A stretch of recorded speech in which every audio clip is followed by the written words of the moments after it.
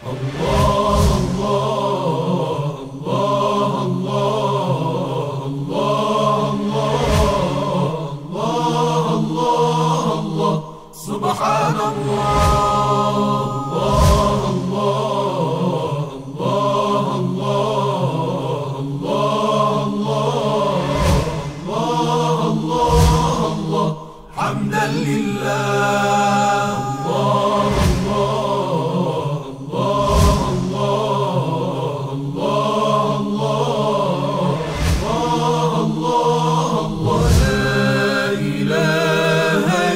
الله والله أكبر.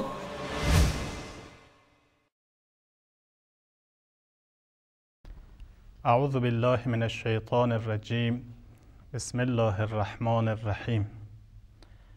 الحمد لله رب العالمين، ثم الصلاة والسلام على سيدنا ومولانا أبي القاسم المصطفى محمد وعلى آله الطاهرين واللعن الدائم على أعدائهم أجمعين.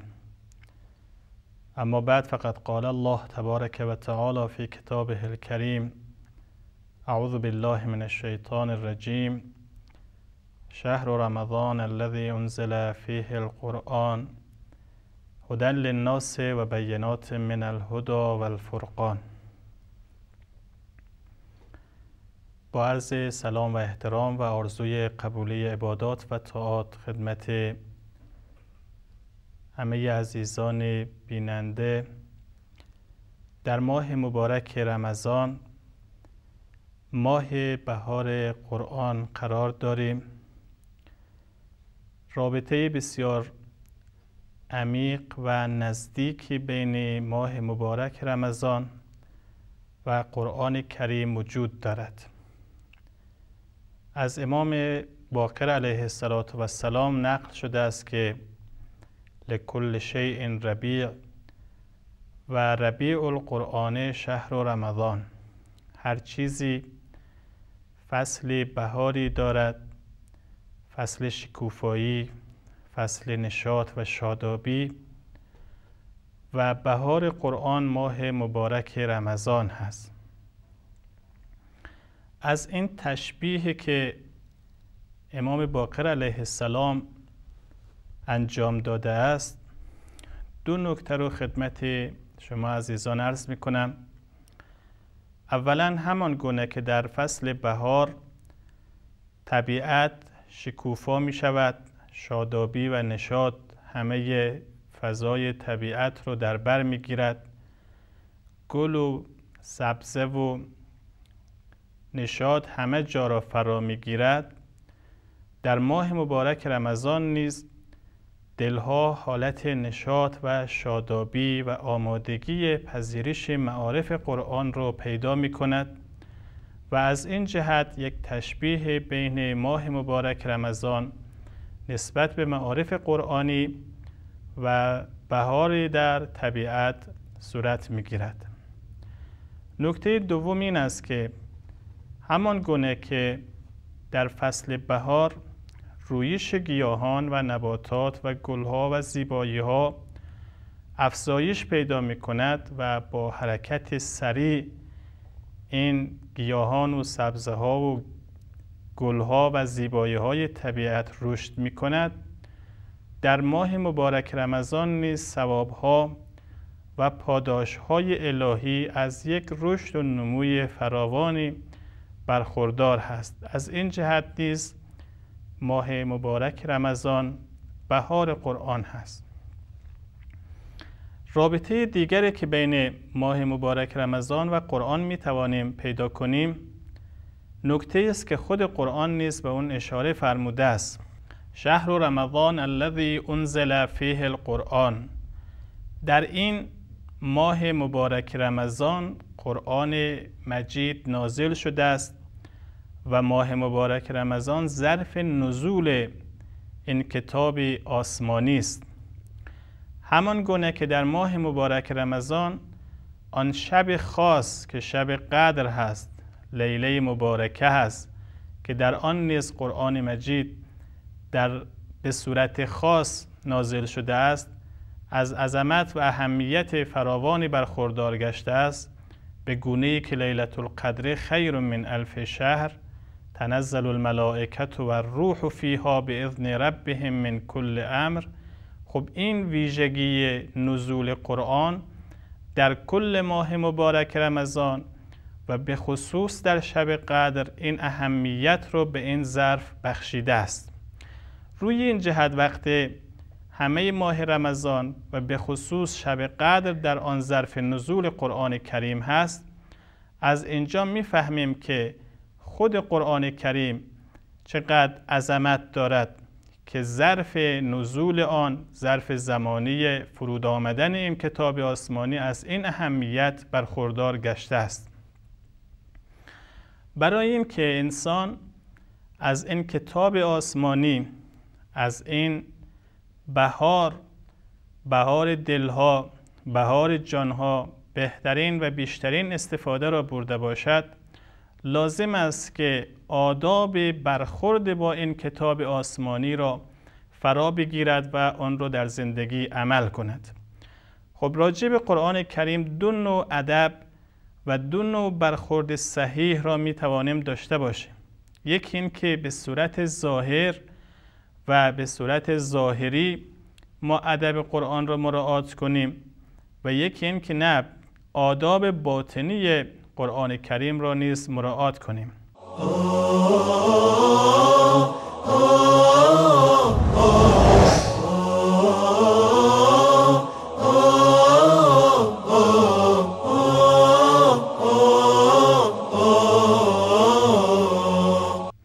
من در رابطه با آداب ظاهری قرآن کریم به صورت بسیار کوتاه و مختصر بعضی نکات را اشاره می کنم که از آن جمله وقت انسان در محضر قرآن کریم قرار می گیرد، اولین چیزی که باید نسبت به قرآن کریم مراعات کند داشتن وضو و طهارت ظاهر است که کسی حق ندارد بدون وضو با قرآن کریم تماس پیدا بکند. نکته دوم، در ابتدای قرائت قرآن کریم اون اعوذ بالله من الشیطان الرجیم رو حتما بیان بکند که خود قرآن کریم به آن دستور داده است که فاذا قرأت القرآن فاستعذ بالله من الشیطان الرجیم. بعد از استعاذه و پناه بردن به خداوند متعال از شیطان، ابتدا با نام خدا، با اون اسما و صفات زیبای الهی و با بسم الله الرحمن الرحیم صورت بگیرد.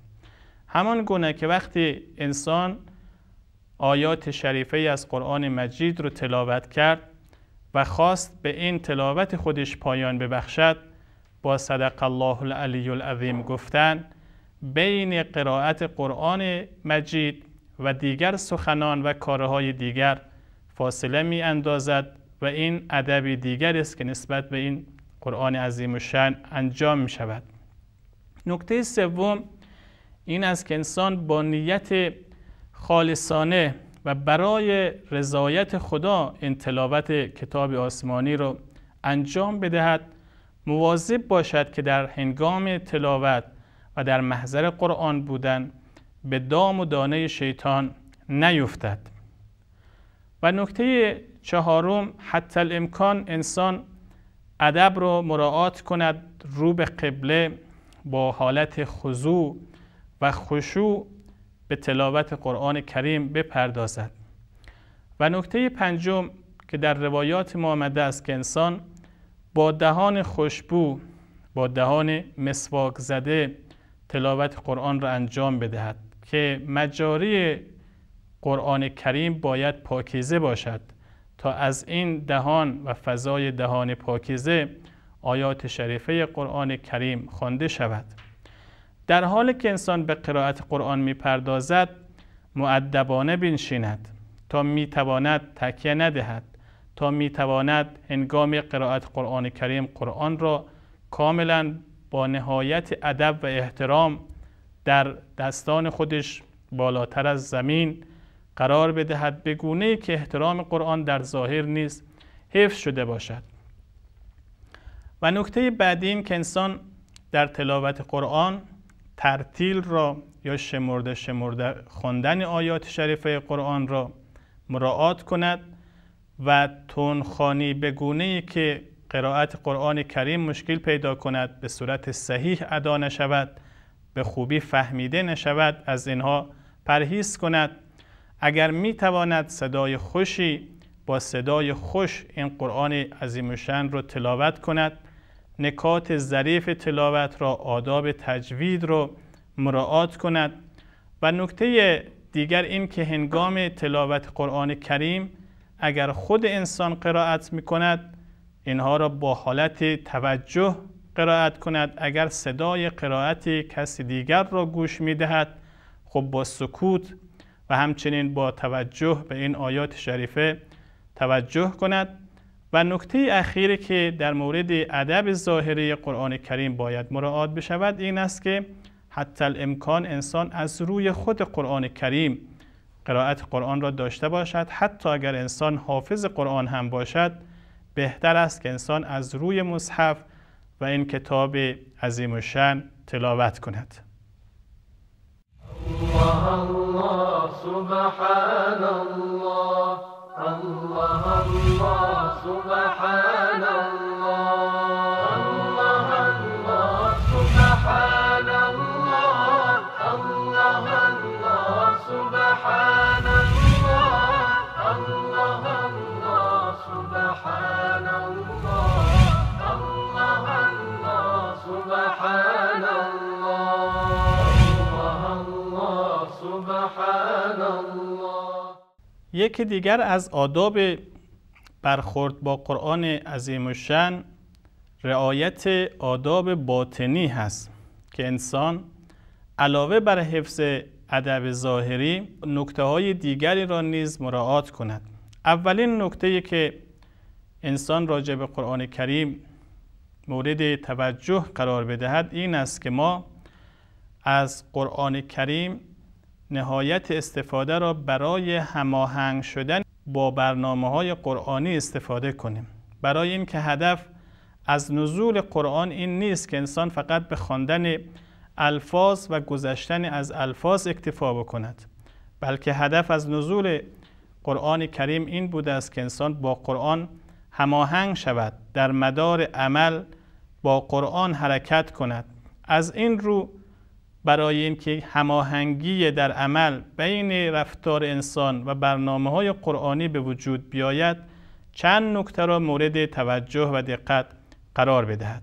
اولین نکته راجع به حقیقت و چیستی قرآن کریم فکر کند، ببیند این کتاب چه کتابی است، از چه اهمیت و جایگاهی برخوردار است. اجمالاً بداند که این کتاب کلام الهی است، از جانب پروردگار عالم نازل شده است و ارتباط تنگاتنگ با ذات اقدس الهی دارد، به گونه‌ای که شاید حقیقت این قرآن عظیم الشأن را ما به این آسانی و راحتی نتوانیم بفهمیم. اون گونه که در روایات ما مطرح شده است این است که حقیقت قرآن از انوار الهی است و از شکل و صورت حقیقی برخوردار هست، به گونه‌ای که در عالم آخرت این حقیقت قرآنی به شکل حقیقی ظاهر می شود. از کسانی که در دنیا برخوردی درست با قرآن کریم داشته است شفاعت می کند. از کسانی هم که در دنیا قرآن را مهجور و غریب نگه داشته‌اند شکایت می کند. خود این مسائل گویای این حقیقت هست که قرآن نه اون چیزی است که ما در ظاهر فقط به اون به عنوان یک کتاب نگاه میکنیم، بلکه قرآن کریم از یک حقیقت و شکل و صورت حقیقی برخوردار هست که شاید ما در این دنیا به این راحتی نتوانیم آن را درک کنیم و به خوبی بفهمیم. خداوند متعال برای معرفی بعضی از جهات قرآن کریم بعضی از آیات رو فرستاده است و گویای جنبه‌های قرآن کریم هست که از آن جمله خداوند متعال وقتی می‌فرماید یا ایها الناس قد جاءکم برهان من ربکم و انزلنا الیکم نورا مبینا. از قرآن کریم به یک نور آشکار تعبیر میکند که این نور آمده است تا اینکه شما را به هدایت الهی، به جاده حق هدایت کند و شما را از تاریکی ها، از ظلمات، از بدی ها نجات ببخشد. فاما الذین آمنوا بالله و اعتصموا به فسیدخلهم فی رحمت منه و فضل و یهدیهم الیه صراطا مستقیما. خب این یکی از ابعاد این حقیقت نورانی است که خداوند متعال با این بیان از قرآن کریم یاد کرده است. خداوند متعال در بعضی از آیات قرآن گویا تشبیهاتی داشته است که این بشر بتواند خود را به این حقیقت نزدیک بسازد. در چند مورد با نور از قرآن کریم یاد شده است که همان گونه که نور انسان را از تاریکی ها نجات می بخشد، این کارکرد را ما برای قرآن کریم هم می توانیم پیدا کنیم. خب پس یک نکته‌ای که به اون باید توجه کنیم همین حقیقت قرآن است که به هر مقدار انسان فکر کند شاید به اهمیت و عظمت اون پی ببرد. نکته دوم باز هم به این مطلب توجه داشته باشد که قرآن کلام الهی است. همان گونه که ذات پروردگار عالم نسبت به مخلوقات خودش اصلا قابل مقایسه نیست، کلام خدا هم نسبت به کلام انسانهای دیگر قابل مقایسه نیست. ما در مورد تشبیه کلام خداوند متعال به کلام انسانهای دیگر اصلا نمی شود این فاصله رو به خوبی درک کرد. چگونه انسان کلام الهی را با کلام انسانهای دیگر، کتاب آسمانی را با کتابهای دیگر بتواند مقایسه کند. از پیامبر گرامی اسلام این حقیقت به این زیبایی بیان شده است که فرمود فضل القرآن علی سائر الکلام کفضل الله علی خلقه. برتری کلام خداوند بر دیگر کلام ها مثل برتری خود خداوند بر مخلوقاتش هست. و القرآن افضل کل شیء دون الله. قرآن از همه چیزهای دیگر بالاتر و برتر است. جز خدا بقیه چیزهای در مقام و رتبه قرآن کریم نمی رسد. هر کسی که به قرآن احترام بگذارد به خدا احترام گذاشته است و هر کسی هم که به قرآن بی احترامی کند در حقیقت به حرمت خداوند متعال بی احترامی کرده است. خب این نکته دوم است که انسان توجهی به این مطلب داشته باشد. نکته سوم، در هنگام تلاوت قرآن کریم و در محضر قرآن بودن اون توجه کامل و حضور قلب را داشته باشد. مبادا هنگامی که انسان به تلاوت قرآن کریم میپردازد فکرش به جای دیگر باشد، تمام توجهش به جای دیگر باشد، چشمش خطوط قرآن را عبور کند، زبانش آیات قرآن را بخواند، اما گوشش، توجهش، تمام آگاهی و هوشیاریش متوجه مطالب دیگر باشد. کسی که عظمت این کلام الهی را درک کند، اون موقع انسان حقیقتاً چیز مهم رو گذاشته به چیز غیر مهم مشغول نمی شود. انسان‌هایی که در هنگام تلاوت قرآن کریم به برنامه‌های تلویزیون، به صحبت‌های دیگران، به افکار و خیالات دیگر می‌پردازد، معنایش این است که هنوز اون عظمت قرآن کریم رو درک نکرده است و هنوز هم از این آب زلال نمی‌تواند استفاده کند. همان گونه که وقتی آب رو در یک زمینی قرار بدهیم که هدر برود، خب این آب ضایع می شود، اما نتیجه‌ای که از او باید در استفاده بشود استفاده نمی شود. پس حضور قلب و توجه کامل نکته دیگر است که انسان در ادب باطنی قرآن باید توجه داشته باشد.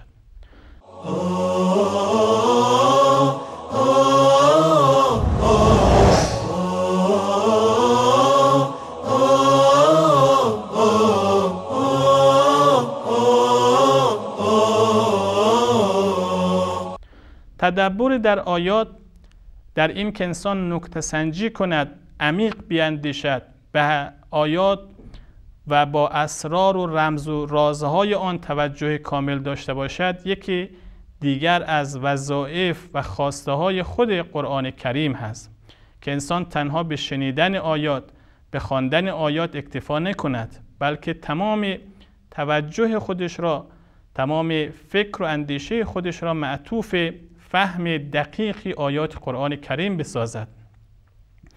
با اندیشیدن عمیق در مضامین آیات شریفه، انسان در معرض تابش نور الهی و در معرض عمل به قرآن کریم بهتر قرار می گیرد. خود خداوند متعال در آیات متعدد این وظیفه را از انسان خواسته است، به گونه‌ای که می‌فرماید کتاب انزلناه الیک مبارک لیدبروا آیاته و لیتذکر اولو الالباب. مورد دیگر به عنوان یک گلایه مطرح می‌کند که افلا یتدبرون القرآن ام علی قلوب اقفالها. خب تدبر در آیات نیز نکته مهمی است که انسان در برخورد با قرآن کریم باید مراعات کند. و یکی دیگر از آداب باطنی قرآن کریم این است که انسان موانع فهم رو، موانع تدبر در قرآن رو از خودش دور بسازد. هر چیزی که سبب بشود انسان توجه کامل، تدبر درست به قرآن کریم نداشته باشد، اینها را در برخورد با قرآن کریم کنار بگذارد. از آن جمله است که انسان تنها به ظاهر قرائت قرآن کریم، به رعایت نکات تجویدی و زیبا خواندن فقط خودش را مصروف کند، اما به حقیقت قرآن نزدیک نشود، یا بر یک نظریه خاص و تفسیر خاص خودش را متعصب بسازد، اما از حقیقت قرآن خودش را غافل بسازد، یا خدای نخواسته انسان اصرار بر گناه داشته باشد که خود این انجام گناه نیز پرده بین انسان و فهم قرآن کریم به وجود می آورد که انسان اینها را از خودش دور بسازد. و نکته دیگر که شاید آخرین نکته باشد که در این خصوص می توان در این فرصت بیان کرد، این است که وقت قرآن رو تلاوت می کند خودش را مخاطب قرآن بداند، با این نگاه قرائت قرآن رو دنبال کند که گویا هر آیه‌ای که قرائت می شود بر او نازل می شود و خودش را مخاطب قرآن کریم بداند. اگر امری هست خودش را مطیع این امر بداند، اگر نهی هست باز هم آماده باشد برای این که از این نهی قرآنی خودش را حفظ بکند و به هر آیه‌ای که می رسد به تناسب اقتضای همون آیه برخورد مناسب داشته باشد. برای اوامر قرآن کریم حالت امتثال و اطاعت، برای نواهی قرآن کریم حالت اجتناب و دور شدن، برای عبرت‌ها و قصه‌های قرآن حالت پندگیری، برای بیان نقل‌ها و داستان‌های انبیا حالت تنبه، حالت موعظه پیدا کردن.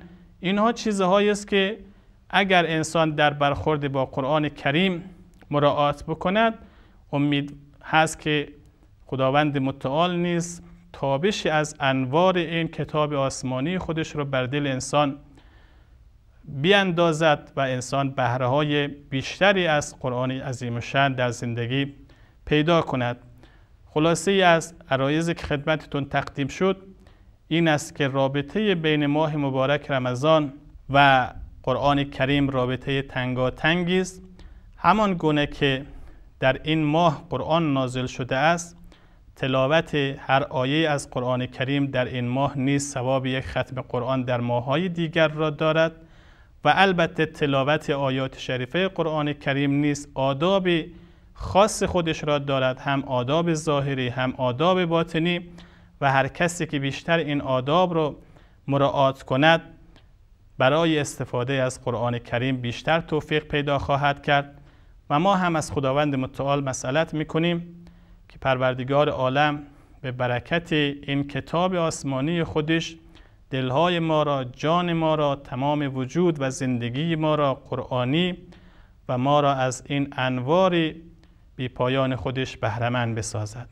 از اینکه توجه کردید به این برنامه کمال تشکر را دارم و السلام علیکم و رحمت الله و برکاته.